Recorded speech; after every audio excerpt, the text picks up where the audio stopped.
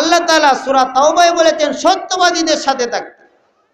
আর আমরা আমাদের মুর্শিদ কেবলার উপাধির প্রথম নামে লিখেছি সাহেবে ইলমে লাদুনি। আল্লাহ তাআলা বলেছেন মিল্লাদুনহু ইলমা। আল্লাহ পাক রব্বুল আলামিন কোরআনে বলেছেন আমি আল্লাহর পক্ষ থেকে তাকে স্পেশাল জ্ঞান দিয়া থাকি। বলেন সুবহানাল্লাহ। এটার উদাহরণ আমি একটা দিয়ে শেষ করে দিচ্ছি। আমার মুর্শিদ কেবলা কোনো একটা অসুস্থতার মধ্যে পড়েছেন, তিনি নান্দাইলের বিখ্যাত একজন হোমিওপ্যাথি ডাক্তারের কাছে গিয়েছেন। অনেক মুরিদানের সাক্ষী আছে।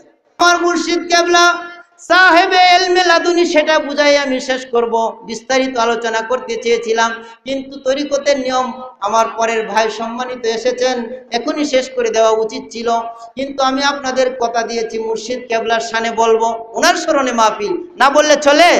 আপনারা কি শুনতে চান কিনা? সাহেব ইলমে লাদুনি আমার মুর্শিদ কেবলার উপাধি। ডাক্তার সাহেবকে যখন অসুস্থতার কথা বললেন, ডাক্তার সাহেব কোনো সমাধান দিতে পারছেন না, রোগেই খুঁজে বুঝতেছে না। হোমিওপ্যাথিক চিকিৎসার মূল কারণ হলো এটাকে আগে বুঝতে হবে রোগ জিনিসটা কি, আগে রোগ বুঝবে পরে ওষুধ দিবে। তিনি সেটা বুঝে কোলাইতে পারতেছেন না।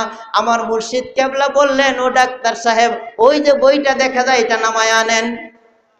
নামায় না আমার মুর্শিদ কেবলার হাতে দেওয়ার পরে রসুলপুরি হুজুর বইটাকে এইভাবে একসাথে নিয়ে ছাইরা দিলেন টেবিলের উপর। পৃষ্ঠাটা বের হয়ে যাওয়ার পরে মুর্শিদ কেবলা বললেন ডাক্তার সাহেব দেখেন মিলে কিনা। ডাক্তার সাহেব দেখলেন যে অসুখ সেই অসুখের পৃষ্ঠা খুলে বের হয়েছে। বলেন সুবহানাল্লাহ। কি এটা কি ইলমে লাদুনি কিনা?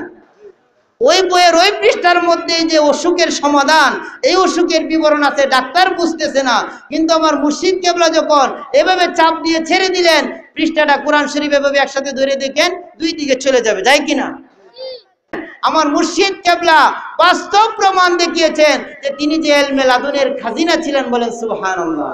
এই সম্পর্কে আলোচনা করলে অনেক সময়ের দরকার, যেহেতু আমার ভাই এসেছেন সংক্ষিপ্তভাবে শেষ করে দিচ্ছি। আমি একটা কথাই বলবো, আমি আলোচনা শেষে একটা কমিটমেন্টে যাই, কারণ আলোচনা যদি ফলাফল না থাকে, পরীক্ষা দিলেন রেজাল্ট নেই, এই পরীক্ষা বাতিল। আলোচনার শেষে একটা সমাধানে যেতে চাই যে সত্যবাদী যারা আল্লাহর ওলি তাদের সাথে কি আমরা থাকতে চাই কিনা? দুই হাত তুলে বলে যে থাকতে চাই কিনা? আল্লাহ পাক কবুল করুন। সত্যবাদীদের সাথে যদি থাকতে চাই তাহলে আমাদের অঙ্গীকার নিতে হবে আমরা আর কোনোদিন মিথ্যা কথা বলবো।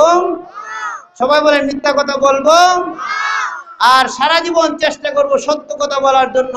সত্যবাদী আল্লাহ পাক কিন্তু শহীদদের উপর সিদ্দিকদের মর্যাদা দিয়েছেন। বলেন সুবহানাল্লাহ। এই আল্লাহর ওলিগণের সাথে যেন আমরা কবর হাসর মিজানে থাকতে পারি, তার জন্য কি করতে হবে? নিজে সত্য বলতে হবে, হাক্কানি মুর্শিদ কেবলার হাতে বায়াত গ্রহণ করতে হবে। আপনি যদি বায়াত গ্রহণ না করেন, পৃথিবীর জমিনে দেখেন, আপনি অঙ্ক শিখবেন, ইংরেজি শিখবেন, শিক্ষক ছাড়া কি শেখা যায়? বলেন শেখা যায়? তাহলে আল্লাহর পরিচয় খাজিনাতুল মারিফাত, আপনি আল্লাহর পরিচয় পাইতে হলে রসুলপুরের মুর্শিদ কেবলার আদর্শ নিতে হবে। বলেন সুবহানাল্লাহ। মহিউস সুন্নাহ সম্পর্কে আলোচনা করতে চেয়েছিলাম, সময় সংক্ষেপ, আমি আমার এখানে আলোচনা শেষ করছি। আমরা কি করব? সারা জীবন সত্য কথা বলবো। কি করব? মিথ্যা থেকে নিজেকে বিরত রাখবো।